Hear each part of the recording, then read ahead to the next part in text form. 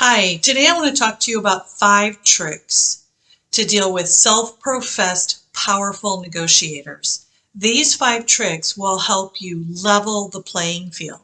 I've been talking about this since 2009 when I first started working with companies in a mentoring situation, and I saw how some self-professed negotiators manipulated, bullied, bluffed, or took advantage of other negotiators. But more importantly, I was able to help create strategies to help those underdogs be able to level the playing field and advocate for their own companies. It didn't matter whether the underdog was a small company or the large company working with another large company. The same principles applied then and they apply today. The first myth of power, of a self-professed powerful negotiator, is that I am invincible. There is something about me that makes me invincible. So let me give you a story that's recent from my mentoring experience. I was working with a buying organization and they were going out to bid, and the incumbent supplier very much had the I am invincible attitude.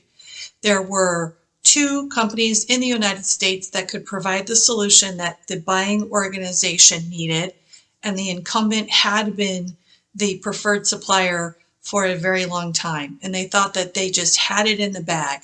So let me tell you a couple of things that they did that really sort of showed the I'm invincibility.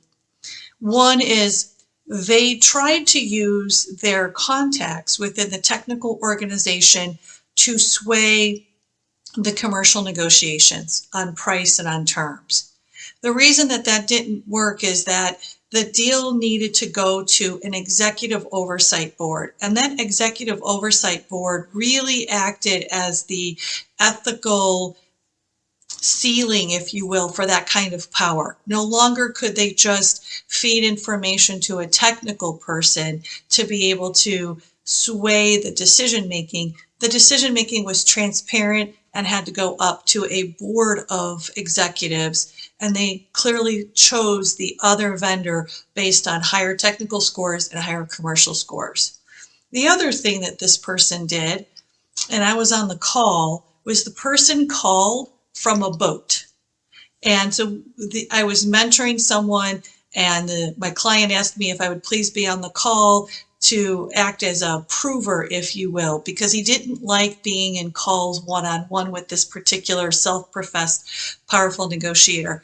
And so I kid you not, the Zoom meeting starts and the background is a yacht club of some sort, big boats, and he's on the boats and he's talking about the boats. And it's pretty shocking to have a situation like that when you're dealing with someone from procurement who's making a small fraction of what you clearly are making if you can afford a boat in a yard, in a yacht of some sort, in Florida. That's just a lot of power brokering. Look how wonderful I am. Look how powerful I am. Look how rich I am. So then the other myth number 2, is that the little guy is weak. And this is really powerful, a powerful myth if the underdog buys into it. And so the idea here is that smaller companies or even larger companies, because sometimes the power imbalance can be between 2 larger companies where one is beholden to the other. The idea is that the underdog, the perceived underdog, has something to offer. Has something to offer to the quote-unquote more powerful company that the more powerful company cannot do on its own, manufacture on its own, or cannot get from the market.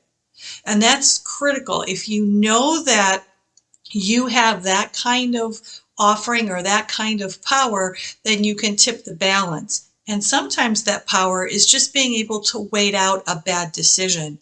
So some years ago, I was mentoring a woman who owned a business who supplied one of the airframe manufacturers. And she was not the cheapest, most inexpensive vendor. However, she was the most competent. Her company had the highest performance standards, highest performance ratings, etc., etc. And she walked away from what would have been a very unprofitable deal where the airframe manufacturer was really hammering on costs. And when the airframe manufacturer could no longer produce because of the weakened state of the selected supplier, they were faced with financial challenges, then that airframe manufacturer came back to this woman-owned business, and that power balance was maintained and they met as equals. So sometimes you have that power in the moment, sometimes you have to wait that power out. The third myth is that power equals smarts. And this is probably the most powerful thing that contract professionals can do to level the playing field against self-professed powerful negotiators. Use your information and use it well. I have seen more often than not self-professed negotiators that they thought that they were super powerful be sloppy with data, sloppy with proposals, sloppy in negotiations, unprepared, agreeing to solutions that they did not yet validate, so they don't know if their operational team can in fact do that thing. And it is my opinion that when you believe that you could potentially be the underdog, you will do more. You will analyze more. You will create the data. You will use your information. And that is a great way to even out that myth of power equals smarts. So let's go through the 5 tactics to level the playing field really quickly. I fear with the changes in the supply chain that we are now facing that there will be more instances where businesses will need to have these 5 tips at their fingertips to counter self-professed powerful negotiators who are actually not very powerful. They're manipulative, they're bluffing, but they actually don't hold all the cards. The first is do an assessment. Make that a priority. Who has the most to lose from not making this deal? You'd be surprised. The airframe manufacturer actually was the company that had the most to lose from not making the deal, not the woman-owned business. So you have to ask yourself that question and really put on good, clear thinking glasses, not your rose-colored glasses, to determine who has the most to lose. Second, you combine different forms of leverage to create an advantage. So a quote from a Chicago gangster that I have in my first book, just really typifies this.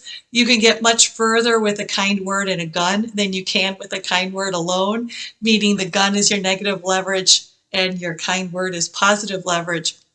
But too often we forget that there are 3 forms of leverage. And the third form is normative leverage, shared values, shared morals, the supplier code of conduct, the fact that you're both traded on the United States Stock Exchange or the NASDAQ. There's leverage in more ways than just a gun. So combine more than one form of leverage to create your advantage.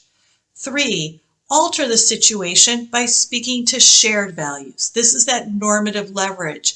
But it's more than just using it to your advantage. It's actually really understanding how to communicate that there is a shared value, that there is a shared norm.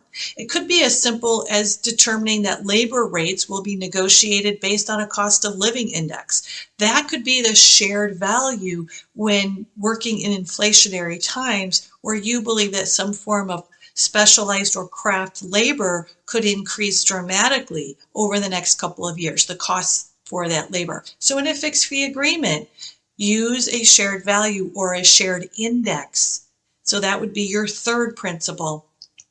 Fourth, we've talked about is use data effectively. Take your time and collect that information. It is well worth it. I know people are stretched. I know that we are understaffed, and I know that it feels like you don't have time. You really do have the time because it will level the playing field. And I know that the self-professed powerful negotiators won't do it. So if you know that you can do it, you're already a leg up. And then fifth, be more deliberate in your efforts to create your counter proposals. Think it through. Really understand how you can pitch that counter proposal. Combine it with something. Combine your counter proposal with a leverage point. This is why good salespeople say things like, we'd love your business, so we're offering you this proposal that we want your business as part of the counter proposal. We've thought about your business.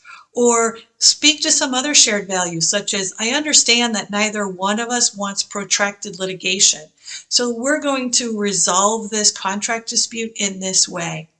These are ways in which your counter proposals can be very deliberate. Speak to the other party's wants and needs in that counter proposal, and watch how a self-professed powerful negotiator can then come back into reason and work with you and get to a solution that doesn't have to feel like a Chicago gangster pointing a gun at you while telling you that this is a good deal. All right, so if you've got any other thoughts, comments, or questions, please put them below in the comment box. I look forward to hearing from you. Thank you.